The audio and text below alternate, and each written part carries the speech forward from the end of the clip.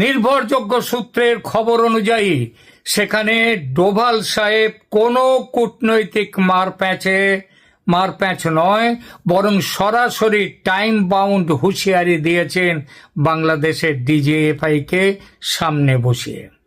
কি ছিল সেই হুঁশিয়ারিতে? আগামী 1 মাসের মধ্যে আওয়ামী লীগের উপর থেকে সমস্ত রাজনৈতিক নিষেধাজ্ঞা তুলে নিতে হবে। 2, আইসিটি অধ্যাদেশ এবং তার অধীনে দেওয়া সমস্ত সাজা ও শেখ হাসিনার মৃত্যুদণ্ডের নির্দেশ বাতিল করতে হবে।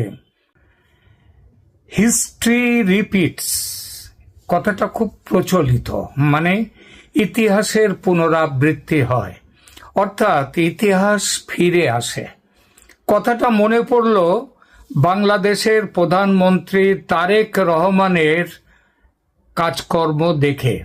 কোন কাজ বলবো, তবে তার আগে পুরনো ইতিহাসটা আগে বলে নেই। আজ থেকে 25 বছর আগের কথা, 2001 সাল। ভারতের প্রধানমন্ত্রী তখন অটল বিহারী বাজপেয়ী, আর বাংলাদেশে ক্ষমতায় এসেছে বিএনপি জামাত জোট। প্রধানমন্ত্রী বিএনপির বেগম খালেদা জিয়া। ভারতের দীর্ঘদিনের নীতি ছিল বাংলাদেশে শুধু আওয়ামী লীগের সাথে সুসম্পর্ক রাখা, কারণ সেটা ছিল টাইম টেস্টেড রিলেশন। কিন্তু বাজপেয়ীজির জাতীয় নিরাপত্তা উপদেষ্টা ব্রজেশ মিশ্র এক নতুন জমানার সূচনা করতে চাইলেন। তিনি এক ঐতিহাসিক উক্তি করেছিলেন, we should not put all our eggs in one basket, অর্থাৎ আমাদের সব ডিম একটা ঝুড়িতে রাখা উচিত নয়। মানে কেবলমাত্র আওয়ামী লীগ নয়, বাংলাদেশের সব রাজনৈতিক দলের সাথেই ভারতের সুসম্পর্ক থাকা বা রাখা দরকার। বাজপেয়ীজিও চেয়েছিলেন দিল্লির সাথে ঢাকার সম্পর্কের বরফ গলাতে। খালেদা জিয়া শপথ নেয়ার কয়েক ঘন্টার মধ্যেই ব্রজেশ মিশ্রকে বিশেষ দূত হিসেবে ঢাকা পাঠিয়েছিলেন তিনি। উদ্দেশ্য ছিল একটাই, প্রতিবেশী হিসেবে দু দেশের মধ্যে এক নতুন বন্ধুত্বের অধ্যায় শুরু করা। এছাড়া বাজপেয়ীজি নিজে ওই এনএসএ জাতীয় নিরাপত্তা উপদেষ্টা ব্রজেশ মিশ্রের হাতে দিয়ে তার নিজের হাতে লেখা, বাজপেয়ীজির নিজের হাতে লেখা একটি চিঠিও পাঠিয়েছিলেন। চিঠিতে খালেদা জিয়াকে অভিনন্দন জানান এবং আশ্বস্ত করেন যে ভারত বাংলাদেশের সার্বভৌমত্ব ও জনগণের রায়কে সম্মান করে। কিন্তু সেই বন্ধুত্বের প্রতিদান ভারত কিভাবে পেয়েছিল? তাহলে এবার যাব 2004 সালের 1 এপ্রিল। চট্টগ্রামের CUFL জেটিতে ধরা পড়ল 10 ট্রাক ভর্তি অত্যাধুনিক অস্ত্রের এক বিশাল চালান। তদন্তে বেরিয়ে এলো এক শিউরে ওঠা তথ্য। বিএনপি সরকারের স্বরাষ্ট্র প্রতিমন্ত্রী লুৎফুজ্জামান বাবর এবং দেশের শীর্ষ গোয়েন্দা সংস্থা NSI এবং DGFI এর কর্মকর্তাদের মদতে এই অস্ত্র যাচ্ছিল বা আসছিল ভারতের বিচ্ছিন্নতাবাদী গোষ্ঠী উলফার জন্য। ভারত বুঝতে পারল ব্রজেশ মিশ্র সেই সব ডিম এক ঝুড়িতে না রাখার নীতি কতটা ভুল ছিল। একদিকে ভারত বাড়িয়েছিল বন্ধুত্বের হাত, অন্যদিকে বিএনপি জামাত সরকার ভারতের পিঠে ছুরি মারার প্রস্তুতি নিচ্ছিল। এই 10 ট্রাক অস্ত্র মামলায় ছিল সেই সখ্যতা ভাঙার কফিনে শেষ পেরেক। তারপর মনমোহন সিংয়ের কংগ্রেস সরকার আসে। তার আমলেও বিএনপির সঙ্গে সম্পর্ক তৈরি করার কথা কেউ ভাবেনি।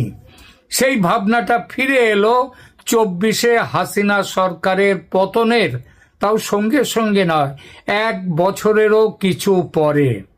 দেশে ফেরার সাহস পাচ্ছিলেন না 17 বছর ধরে লন্ডনে নির্বাসনে থাকা তারেক জিয়া। ভারতের সঙ্গে তার এবং অন্যান্য বিএনপি নেতৃত্বের বেশ কয়েক দফা গোপন বৈঠকের পর তারেক জিয়া বা তারেক রহমান দেশে ফিরলেন ভারতের ব্যবস্থাপনায়। নির্বাচনে বিপুল জয় পেলেন ভারতের ইঞ্জিনিয়ারিংয়ে। কথাটা আমার নয়, বলেছেন স্বয়ং জামাতের আমির ডাক্তার শফিকুর রহমান এবং জামাত নেতৃত্বের আরো অনেকে। একবার নয়, একাধিকবার বলেছেন। নরেন্দ্র মোদীর নেতৃত্বে ভারত এবারও চেয়েছিল সব ডিম এক ঝুড়িতে না রেখে বিএনপির সাথে নতুন করে সম্পর্ক গড়তে, যার জন্য বেগম খালেদা জিয়ার দাফনের সময় সেখানে চলে গিয়েছিলেন স্বয়ং ভারতের পররাষ্ট্রমন্ত্রী এস জয়শঙ্কর। তিনি দেখা করেছিলেন তারেক জিয়ার সঙ্গে, তারেকের হাতে তুলে দিয়েছিলেন প্রধানমন্ত্রীর শোক বার্তা। তারপর যখন ভোট হলো, ভোটে জিতলেন তারেক রহমান, বিএনপি দল বিপুলভাবে, এবং সেখানে তার যে শপথ গ্রহণের অনুষ্ঠানের আগে তারেক রহমানকে সমস্ত দেশের আগে, সবার আগে তাকে শুভেচ্ছা বার্তা পাঠালেন ভারতের প্রধানমন্ত্রী নরেন্দ্র মোদী। তারপর তারেক জিয়ার তার যে তাজপোশি অনুষ্ঠানে সেখানে গেলেন ভারতের লোকসভার স্পিকার ওম বিড়লা। এই যে বিএনপির সাথে নতুন করে সম্পর্ক গড়ে তোলার যাবতীয় চেষ্টা শুরু করে দিলেন নরেন্দ্র মোদী। বিনিময়ে কোনো আর্থিক লাভ বা বাংলাদেশকে শোষণ করার প্ল্যান ছিল না ভারতের। ভারত তার সাথে কথাবার্তা বলে শুধু কয়েকটি শর্তে, কয়েকটি বিষয়ে কেবল একমত হয়েছিল, কথা নিয়েছিল তারেক রহমানের কাছ থেকে। তাদের মধ্যে এক, ভারতের উত্তর পূর্বাঞ্চলের বিচ্ছিন্নতাবাদীদের যেন বাংলাদেশের মাটি ব্যবহার করতে দেয়া না হয়।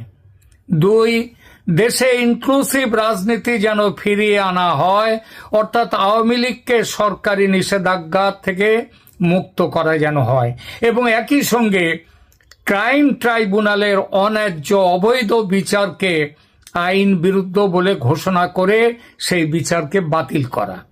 এবং তিন, সরকারে কোনোভাবেই চরমপন্থী বা মৌলবাদী শক্তির যেমন জামায়াতের সরাসরি অংশগ্রহণ থাকবে না।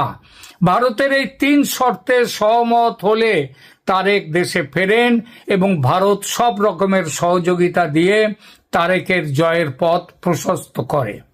কিন্তু প্রধানমন্ত্রী হবার পর তারেক রহমান কি সেই 2004 সালের মতোই ভারতের বিশ্বাস ভাঙতে চলেছেন? জামাতকে মন্ত্রিসভা জায়গা দেওয়ার গোপন তোড়জোড় চলছে। কেন সেই তোড়জোড় পরে বলছি। আওয়ামী লীগের ওপর থেকে নিষেধাজ্ঞার খাড়া তোলার কথা আর উঠছেই না। শেখ হাসিনাকে ফাঁসিতে ঝোলাবার জন্য উল্টে ভারতের কাছে ইউনূস জমানার চেয়ে কড়া চিঠি দিয়ে প্রত্যর্পণ দাবি করছে তারেক রহমান সরকার। এসব কিসের লক্ষণ? এই সব কিছুই কি সেই পুরনো বিশ্বাসঘাতকতার নতুন সংস্করণ নয়? এটা ঠিক, তারেক রহমান সরকারের বয়স সবে 1 মাস। এর মধ্যে চরম সিদ্ধান্ত নেয়নি ভারত। তবে ঘরপোড়া গরু সিঁদুরে মেঘ দেখে ভয় পায়। তারেক সরকারের কাজকর্মে সেই সিঁদুরে মেঘের লক্ষণ কিন্তু স্পষ্ট ফুটে উঠছে। আওয়ামী লীগ নেতাদের জেল মুক্তির কোনো খবর নেই। যারা মুক্ত হচ্ছেন বিচার বিভাগের নির্দেশে নতুন মামলা দিয়ে তাদের আবার ঢুকিয়ে দেয়া হচ্ছে জেলে। এই যদি বিএনপির গণতন্ত্র রক্ষার আসল ছবি হয় তাহলে সন্দেহ জাগেই। আর ঠিক এই কারণেই হয়তো এবার ভারত আর কোনো বিশেষ দূতের অপেক্ষা না করে অজিত ডোভালের মাধ্যমে সরাসরি 1 মাসের ডেডলাইন দিয়ে দিয়েছে। বাংলাদেশের DGFI major general Mohammad Kaiser Rashid Chowdhury ফেব্রুয়ারির শেষ দিকে ডিজিএফআই এর প্রধান হন। মার্চের শুরুতে তিনি গোপনে একদম চুপি নয়াদিল্লি এসে রিসার্চ অ্যান্ড অ্যানালিসিস উইং বা রয়ের প্রধান পরাগ জৈন এবং ভারতের director general of military intelligence lieutenant general R S রমনের সঙ্গে বৈঠক করেন। কিন্তু সবচেয়ে গুরুত্বপূর্ণ ভারতের বৈঠকটি হলো ভারতের জাতীয় নিরাপত্তা উপদেষ্টা অজিত ডোভালের সঙ্গে মেজর জেনারেল মোহাম্মদ কায়সার রশিদ চৌধুরীর একটি অতি গোপন বৈঠক। হিন্দুস্তান টাইমসের রিপোর্ট অনুযায়ী তিনি ভারতের জাতীয় নিরাপত্তা উপদেষ্টা অজিত ডোভালের সঙ্গেও কথা বলেন। তবে এই সফর বা বৈঠক নিয়ে ভারতের পক্ষ থেকে কোনো সরকারি রিড আউট প্রকাশ করা হয়নি। রিড আউট প্রকাশ করেনি বাংলাদেশ সরকারও। বাংলাদেশের মেজর জেনারেলকে বলে দেয়া হয়েছে এই পুরো খবরটা যেন বাংলাদেশের প্রধানমন্ত্রীকে জানিয়ে দেয়া হয়। কেন ভারত আজ বিএনপি সরকারের ওপর চরম রুষ্ট? কেন অজিত ডোভালকে দিল্লির বুকে বাংলাদেশের গোয়েন্দা প্রধানকে ডেকে চরম হুঁশিয়ারি দিতে হলো? আজকের ভিডিওতে আমরা পর্দার পেছনের সেই গোপন রাজনীতির সব ব্যবচ্ছেদ করব। রাজনীতির ময়দানে কোনো কিছুই এমনি এমনি হয় না। তারেক রহমানের দেশে ফেরা এবং প্রধানমন্ত্রী হওয়ার নেপথ্যে ভারতের একটি বড় পরিকল্পনা ছিল, আগেই বলেছি। কথা ছিল আওয়ামী লীগের বিরুদ্ধে কোনো প্রতিশোধমূলক রাজনীতি হবে না এবং উগ্র মৌলবাদী শক্তি বিশেষ করে জামাতের প্রভাব নিয়ন্ত্রণ করা হবে। কিন্তু প্রধানমন্ত্রী হওয়ার পর থেকেই তারেক রহমানের ভোল বদল শুরু হয়েছে। ভারতের দেয়া সেই প্রতিশ্রুতির কোনো প্রতিফলন এখন আর তার কাজে দেখা যাচ্ছে না। তিনি জামায়াতকে মন্ত্রিসভায় জায়গা দেওয়ার কথা ভাবছেন এবং আওয়ামী লীগের ওপর রাজনৈতিক নিষেধাজ্ঞা ও আইসিটি ট্রাইব্যুনালের খড়গ বহাল রেখেছেন। বরং চিঠি দিচ্ছেন আইসিটির রায়ের প্রেক্ষিতে শেখ হাসিনা এবং আসাদুজ্জামান খান কামালকে যাতে তাড়াতাড়ি বাংলাদেশে প্রত্যর্পণ করা হয়। দিল্লির কূটনীতিকদের মতে এটি ভারতের সাথে করা বড় ধরনের কথা খেলাপি বা বিশ্বাসঘাতকতা। ইতিমধ্যে প্রকাশ্যে এসেছে আমেরিকা, ইউনূস, জামাত, বিএনপির মিলেমিশে দেশ বিক্রির গোপন অধ্যায়। ইউনূস সরকারের সাবেক এনএসএ জাতীয় নিরাপত্তা উপদেষ্টা তথা বিএনপি সরকারের বর্তমান পররাষ্ট্রমন্ত্রী খলিলুর রহমান সম্প্রতি আমেরিকার সঙ্গে গোপন চুক্তি নিয়ে হাড়ি ভেঙেছেন। এক চাঞ্চল্যকর তথ্য ফাঁস করেছেন তিনি। বলেছেন আমেরিকার কাছে ডক্টর ইউনূসের দেশ বিক্রির চুক্তির কথা অজানা ছিল না তারেক রহমানের। আর দেখুন, জানতেন জামায়াতের আমিরও। সবাই মিলে সেই চুক্তি মেনে নিয়েছে। আর খলিলুর রহমান এত বড় কথা ফাঁস করে দেওয়ার পর সবাই চুপ হয়ে গেছে। খলিলুর রহমানের বিরুদ্ধে কোনো ব্যবস্থা নেয়ার সাহসী কারণ নেই। এবার বুঝতে পারছেন কেন রাজত্ব চলে যাওয়ার পরও ঢাকায় থাকার সাহস পান ডক্টর ইউনূস? কেন সাহসটা পান? কারণ তিনি জানেন যত অন্যায় করে থাকুন তিনি, তার গায়ে হাত দেওয়ার সাহস বর্তমান সরকারের নেই। কারণ সবাই মিলে একসঙ্গে এই দেশ বিক্রির পাপের ভাগীদার। শেখ হাসিনা বলেছেন সেন্ট মার্টিন দ্বীপ আমেরিকার হাতে তুলে দিলে তার প্রধানমন্ত্রী চলে যাওয়ার ভয় ছিল না। তিনি তা চাননি। আর এখন ইউনূস, জামাত, বিএনপি মিলে শুধু সেন্ট মার্টিন নয়, আরো অনেক কিছু তুলে দিয়েছে আমেরিকার হাতে। এখন আমেরিকা চাইছে এক পথের পথিক হয়ে কেন জামাত থাকবে সরকারের বাইরে। ভোটের আগে আপনাদের মনে আছে ওয়াশিংটন পোস্টে বড় করে বেরিয়েছিল আমেরিকা এবং পশ্চিমা শক্তি চাইছে জামাত বাংলাদেশের ক্ষমতায় আসুক। কেন এটা ভেবেছিল মনে আছে? তা আমেরিকা এখন চাইছে জামাত কেন থাকবে সরকারের বাইরে, কারণ তারাও তো এই একসাথেই কাজ করেছে, তারাও আসুক সরকারে। তারেকের মেনে নেওয়া ছাড়া বোধহয় অন্য পথ নেই। এর সঙ্গে আমেরিকার আরো এক নির্দেশ, ভবিষ্যতের পথ নিষ্কণ্টক রাখতে শেখ হাসিনার দেশে ফেরা বন্ধ করো, মৃত্যুদণ্ড বহাল রাখো, আওয়ামী লীগকে নিষিদ্ধ রেখে দাও, রাজনীতিতে যেন ফিরতে না পারে আওয়ামী লীগ, যাতে আমেরিকার দালালি করবার জন্যে বাংলাদেশ অনন্তকাল তৈরি হতে পারে। দিল্লির রণমূর্তি এই কারণেই, এই জন্যই অজিত ডোভালের চরম বার্তা। কেননা পরিস্থিতি আবার সেই 2004-এর দিকে চলেছে। এই পরিস্থিতিতে ভারত আর হাত গুটিয়ে বসে থাকতে রাজি নয়। নির্ভরযোগ্য সূত্রের খবর অনুযায়ী সেখানে ডোভাল সাহেব কোনো কূটনৈতিক মারপ্যাঁচ নয়, বরং সরাসরি টাইম বাউন্ড হুঁশিয়ারি দিয়েছেন বাংলাদেশের ডিজিএফআই কে সামনে বসিয়ে। কি ছিল সেই হুঁশিয়ারিতে? আগামী 1 মাসের মধ্যে আওয়ামী লীগের ওপর থেকে সমস্ত রাজনৈতিক নিষেধাজ্ঞা তুলে নিতে হবে। 2, আইসিটি অধ্যাদেশ এবং তার অধীনে দেওয়া সমস্ত সাজা ও শেখ হাসিনার মৃত্যুদণ্ডের নির্দেশ বাতিল করতে হবে। 3, যদি এই 1 মাসের মধ্যে কোনো কার্যকর পদক্ষেপ না নেওয়া হয়, তবে ভারত তার নিজের স্বার্থ, তার জাতীয় স্বার্থ রক্ষায় যে ব্যবস্থা উপযুক্ত মনে করবে সেই ব্যবস্থা নিতে বাধ্য হবে। এই হুঁশিয়ারি শুধু কথার কথা নয়, ভারতের নিরাপত্তা বিশ্লেষকরাও বলছেন জামাতের উত্থান মানেই ভারতের উত্তর পূর্বাঞ্চলের অস্থিরতা তৈরি করা।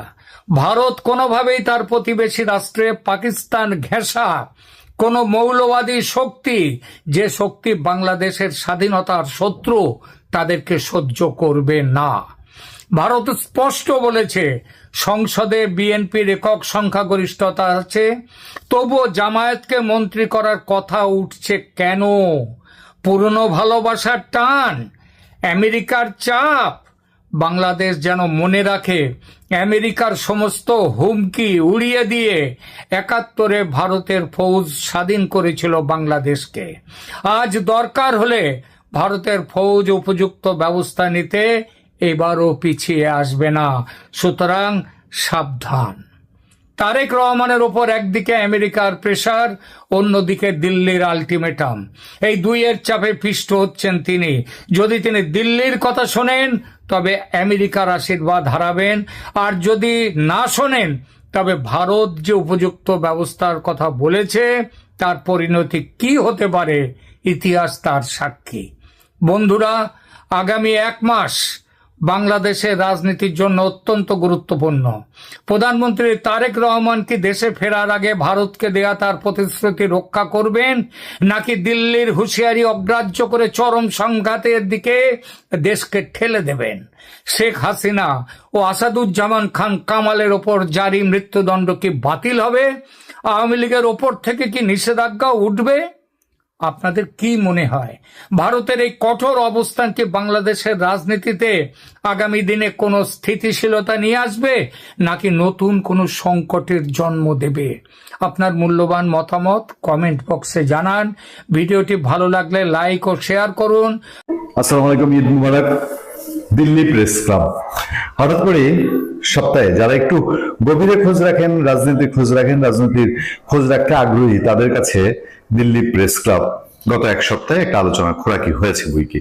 এবং এটা আমরা কয়েকজন লোকের উদাহরণ দিয়ে বলবো, তাতে দেখবেন যে হ্যাঁ, সত্যিকার অর্থে দিল্লির প্রেস ক্লাব খোরাকি হয়েছে। বাংলাদেশের একটা শক্তিশালী রাজনৈতিক অংশ আওয়ামী লীগ, সেই আওয়ামী লীগের একটা শক্তিশালী অংশ এখন দিল্লি কেন্দ্রিক, এবং আওয়ামী লীগের প্রধান শেখ হাসিনা তিনি দিল্লিতে।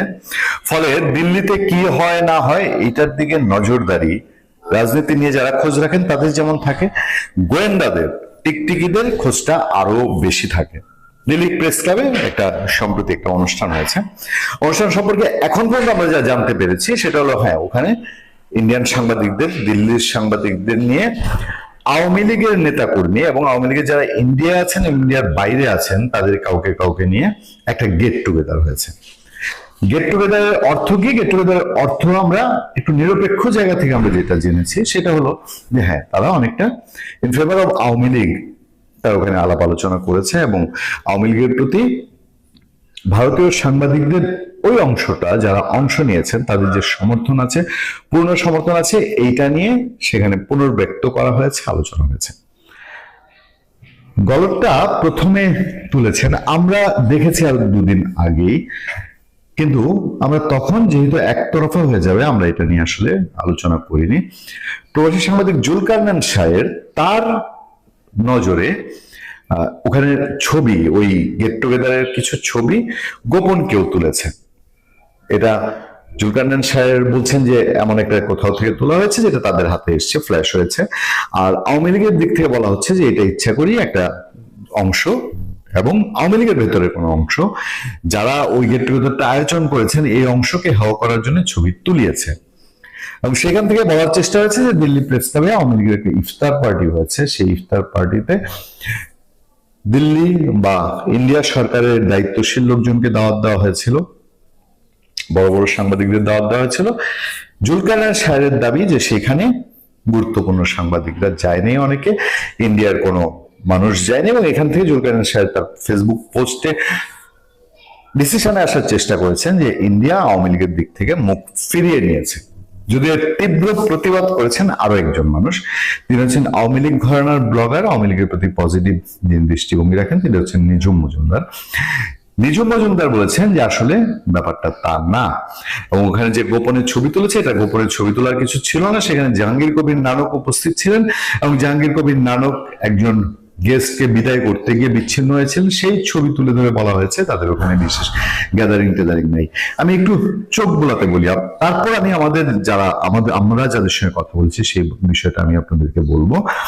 জুলকারনাইন সাহেব তার পোস্টে একটা জায়গায় বলছে বেলজিয়াম থেকে বিশেষভাবে আমন্ত্রিত হয়ে আসা হাসান মাহমুদ এবং জাহাঙ্গীর কবির নানক অনুষ্ঠানে উপস্থিত হয়েছিলেন ঠিকই, তবে আমন্ত্রণ তো শাহের যেটা বলছিলেন যে বেলজিয়াম থেকে বিশেষভাবে আমন্ত্রিত হয়ে আসা হাসান মাহমুদ এবং জাহাঙ্গীর কবির নানক অনুষ্ঠানে উপস্থিত হয়েছিলেন ঠিকই, তবে আমন্ত্রণ জানানো সত্ত্বেও ভারত সরকারের পক্ষ থেকে আনুষ্ঠানিক বা অনানুষ্ঠানিক কোনো পর্যায়ের প্রতিনিধি এই ইফতারে অংশ নেননি। শুধু তাই নয়, যেসব সাংবাদিককে দাওয়াত দেওয়া হয়েছিল তাদের অধিকাংশই ছিলেন অনুপস্থিত।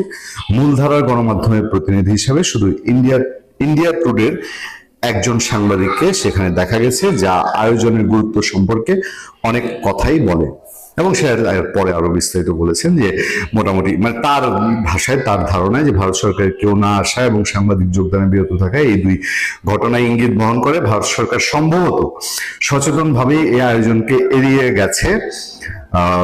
এর মাধ্যমে তারা বোঝাতে চেয়েছেন আওয়ামী লীগের পক্ষে কোনো অবস্থান নেওয়ার আগ্রহ তাদের নেই, বরং বাংলাদেশের বর্তমান নির্বাচিত সরকারের সঙ্গে সম্পর্ক স্থিতিশীল রাখা এখন তাদের মূল অগ্রাধিকার হতে পারে। শেয়ারের পরের লাইনটা যে বাংলাদেশের এই গভর্নমেন্টের সঙ্গে যে স্থিতিশীল রাখতে চায় এটা নিয়ে কোনো সন্দেহ নেই। আমাদের পরবর্তী আলোচনায় আপনারা নিশ্চয়ই আরো বিস্তারিত জানবেন যে তারেক রহমান এবং মোদী এবং তারেক রহমানের সফর প্রায় আসন্ন ভারতে।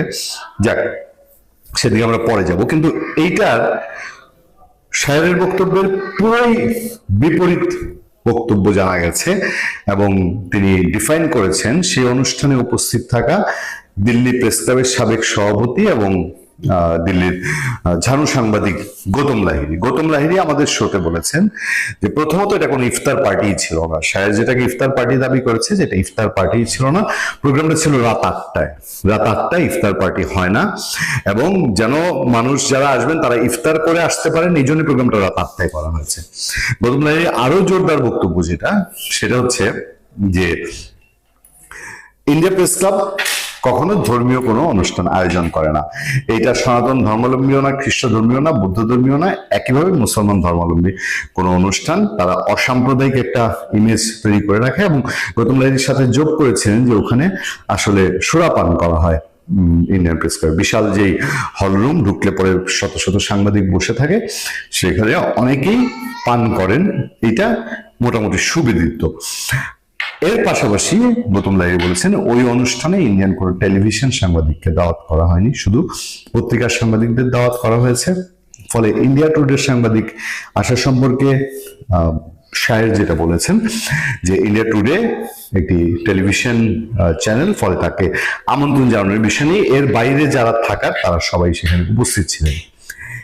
এই জুলকারনাইন শাহের বক্তব্য যে আমরা কেন আজকে তুলেছি, একে তো গৌতম লাহিড়ী বলছেন সোশ্যাল মিডিয়ায় আলাপ হয়েছে, পাশাপাশি আওয়ামী লীগ ঘরানার ব্লগার নিঝুম মজুমদার তিনি এটাকে খুব শক্তভাবে ডিফাইন করেছেন। নিঝুম মজুমদার যে কথাগুলো বলছেন তার মধ্যে গুরুত্বপূর্ণ হলো press club of India Delhi এখানে 13 মার্চের একটি কথিত মিটিং ঘিরে জুলকারনায়ের শাহের একটি লেখা লিখেছেন, যেখানে তিনি লাইনে লাইনে ভুল তথ্য দিয়েছেন। সবচেয়ে বড় ভুল তথ্য দিয়েছেন মাননীয় পররাষ্ট্রমন্ত্রী, তারা এখন তাকে মন্ত্রী মনে করেন, হাসান মাহমুদকে নিয়ে, যিনি এখানে ছিলেনই না। হাসান মাহমুদ ওই অনুষ্ঠানে ছিলেনই না, কিন্তু জুলকারনাইন শাহের বলেছেন যে সেখানে হাসান মাহমুদ ছিলেন। তবে একই সাথে এটা একটা ট্র্যাপও। কেন ট্র্যাপ সে বিষয়ে আমি কিছু বলবো না, সবকিছু বলার দরকার নাই, যারা বুঝবার তারা বুঝলেই হলো। তবে এদিন কি হয়েছিল আমি বলছি সে বিষয়ে।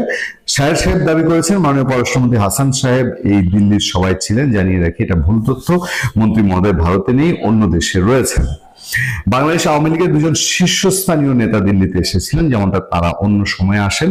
এখানে লুকোছাপার একদম কিছু নেই। তাদের এইবারের সফরের একটা সেগমেন্ট ছিল ভারতীয় সাংবাদিকদের সাথে বসা, সৌজন্য সাক্ষাৎ, কুশলাদি বিনিময় ইত্যাদি। এই প্রোগ্রামে অ্যারেঞ্জ ছিল এই প্রেস ক্লাবের লাউঞ্জে। আমন্ত্রিত সাংবাদিকরা সবাই এসেছেন, তবে কেউ কেউ আগে ভাগে চলে গেছেন, কেউ একটু পরে এসেছেন, এমন ছিল। সেখানে বাংলাদেশ আওয়ামী লীগের দুজন নেতা ছাড়াও আমাদের আরো কয়েকজন ভাই ব্রাদার ছিলেন, নাম যাওয়ার দরকার নেই। প্রেস ক্লাব অফ ইন্ডিয়াতে আপনি যদি কখনো যান, আপনি দেখবেন ঢুকতেই হাতের বামে শত শত সাংবাদিক বসে থাকেন, আড্ডা দেন, পান করেন, গল্প করেন। সেখানে নানকের ঘটনাটি তিনি তুলে ধরেছেন। এই হচ্ছে দুই দিককার ডিবেট। একদল বলছে যে ইন্ডিয়া একেবারেই উড়িয়ে দিয়েছে আওয়ামী লীগকে, আর পাত্তা দেয় না। আমার একটা ছোট প্রশ্ন, ইন্ডিয়া যদি আওয়ামী লীগকে পাত্তা না দিত, আওয়ামী লীগের লোকজন কি এখন ইন্ডিয়ায় থাকতে পারে?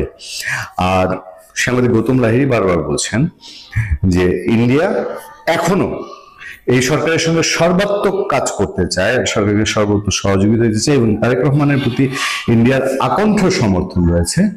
কিন্তু তারা এটাও চায় যে আওয়ামী লীগ রাজনীতিতে ফিরে আসুক, এই বিএনপির সময়ে আওয়ামী লীগ রাজনীতিতে থাকুক।